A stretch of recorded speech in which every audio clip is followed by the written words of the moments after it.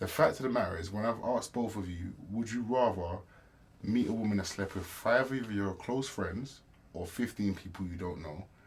Everyone is saying 15 people you don't know. So that means body count is a myth. Bro, no, honestly, I don't even ask body count.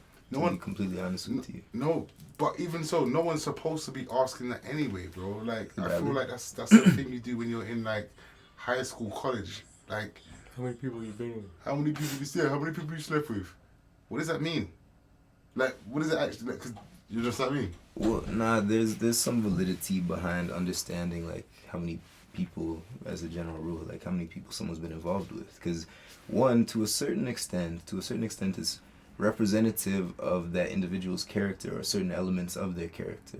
Number You one, think? absolutely, So absolutely. you meet a So woman. what about you? And like, does that go both ways? Absolutely, Okay. men and women. Okay. Like, So you meet a woman now, and you're telling me at this age, you meet a woman now that is traditional in your way, cooks, cleans, does everything she needs to do for you as a woman.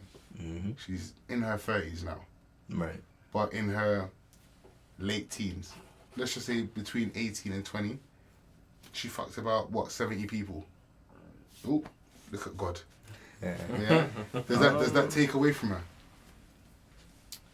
Again, You've met her now and you're going through This is stuff. why I say it comes down to the individual, because in all honesty, bro, like I don't think that's somebody that I would choose to involve myself with on a serious note.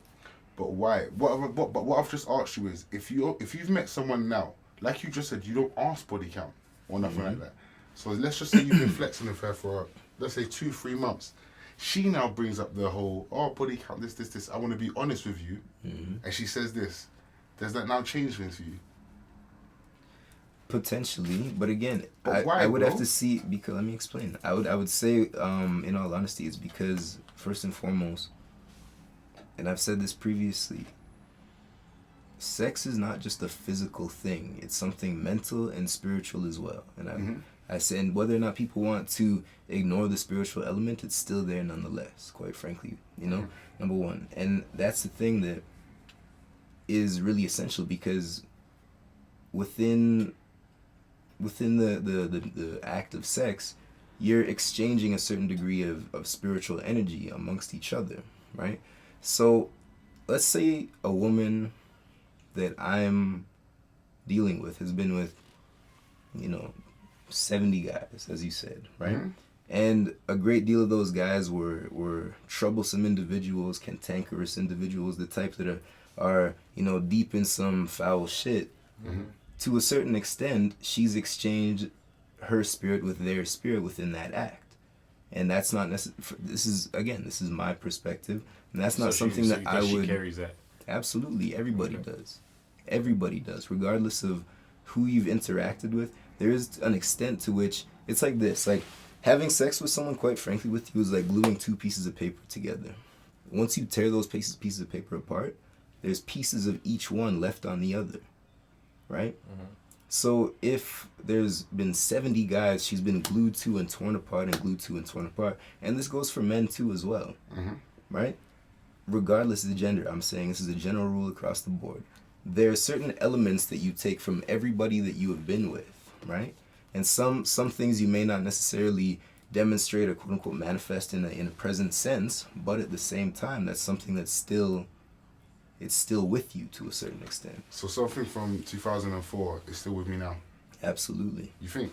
Depending on how much of an impact that person had on you. That's what I'm trying to say. So me as a guy. But is that a sexual thing? Like, Yeah, it doesn't have to be sexual. I mean, people have sex with people that don't impact them whatsoever. Nah, that's not accurate at all. That's What? not accurate at all. You can't tell me that anybody... Everyone in your body, everyone you slept with has made an impact in your... Absolutely. Everyone has made an impact. Absolutely. Yeah, Absolutely. Okay. But I feel like sex is not always an emotional thing. It's always, sometimes it could be... But that's the thing. sometimes Oftentimes people try to ignore the mental or emotional element because simply they don't want to get hurt within the moment, right? Especially if the other... many times I've seen people who claim that, oh no, this is purely physical, we're only just having fun, and then 2, 3, 4 months later, you've got severe feelings for this person, like real serious feelings for this But person. that's because they're human beings. It's not just. Case in point. That's me. That's why I'm saying across humanity, there's certain general rules that are always going to take place, regardless of whether or not we like it or not. Have you had a one night stand? Of course. Okay, cool. Has that left an impact on you? Absolutely. What's that person's name? I'm not No, gonna we're bring not it up gonna do now. that. We're not gonna do that. No, but my point, what I mean is, No, you can't do a lot that. of these times when people are having one night stands, that's a one night stand. You understand what I mean? It's not nothing. You're probably not going to see them again. All of this sort of stuff. Regardless, that person still had an effect on you in some way, shape, or form, whether it's physical, mental, or spiritual. I mean, physical. Physical if you're having sex or. But other than that, I just don't feel like. I mean, I get the concept. I get the energy exchange. But I just don't think that. And especially if the sex is raw too, that multiplies. No, but you can't. You know what? I understand where you're coming from, but I can't. You can't say that just because someone has slept with a certain amount of people, that takes away from the quality of them being a good partner. It doesn't.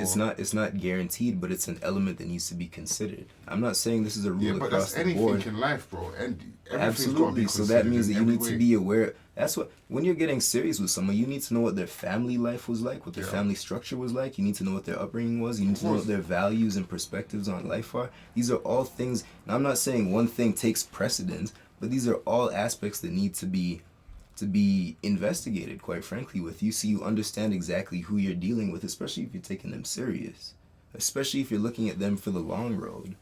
These are all elements you need to consider so that you can see, all right, well, this is the type of individual.